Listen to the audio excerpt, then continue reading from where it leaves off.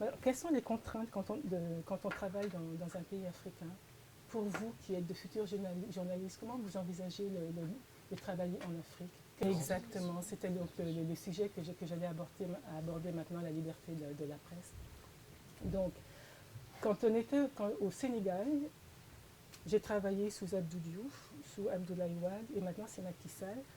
Et j'ai eu la désagréable surprise de voir que la liberté de la presse au Sénégal était de plus en plus, enfin que la presse était de plus en plus muselée. Et je m'attendais justement avec Macky Sall à ce qu'il y ait une plus grande liberté, ce qui n'est pas le cas.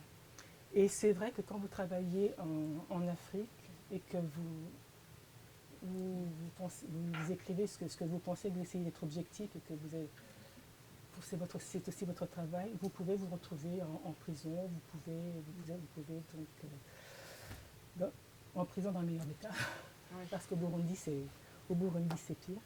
Et en fait, le Sénégal, c'était un pays intéressant parce que moi, quand j'étais là-bas en 87, et j'ai pu voir la naissance de certains journaux, c'est-à-dire qu'au départ, il n'y avait que la presse d'État, il y avait donc le Soleil, et petit à petit, donc, il y a des radios qui se sont ouvertes, il y a eu de nouveaux quotidiens, voilà.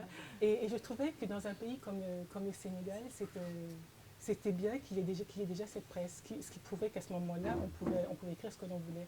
Mais maintenant, donc, ça devient un petit peu plus difficile. Et donc cette expérience au Sénégal, mais j'ai eu cette expérience aussi au Burundi, où j'ai passé quelques années. Et au Burundi, je ne vais pas beaucoup vous parler de Burundi, parce qu'après je vais vous parler donc, de l'écriture, où j'ai travaillé donc, pendant 6 mois comme rédactrice en chef des pages littéraires d'un mensuel. Et maintenant, ce mensuel n'existe plus. Et là-bas, il n'y a absolument aucune liberté de presse. J'ai des amis qui ont été incarcérés. Il y en a un autre que j'ai retrouvé à Paris.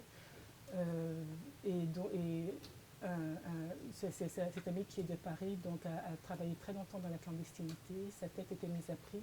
Et quand on était à Kigali, j'ai rencontré sa femme qui était terrorisée en disant ce dont j'ai peur, c'est qu'un jour donc, on voit aux informations la tête de mon mari sur un pieu et que mes enfants découvrent leur père ainsi. Donc ça c'est aussi la presse au Burundi. Et ça s'est beaucoup plus durci. Depuis, bon, c'était déjà assez dur, et ça s'est durci donc depuis 2015, puisqu'il devait y avoir, normalement le président Nkurunziza aurait dû céder la place, et il a voulu se maintenir à la présidence, comme ça se passe très souvent en Afrique, et donc il y a eu de l'opposition s'est naturellement manifestée, il l'a réprimé donc en la tuant, et jusqu'à maintenant donc il y a régulièrement donc des personnes qui meurent, les seuls journalistes, enfin un peu dissidents sont partis, donc maintenant on a vraiment une presse d'État où tout est contrôlé, et les radios ont été saccagées. Donc voilà comment ça se passe quand on est journaliste.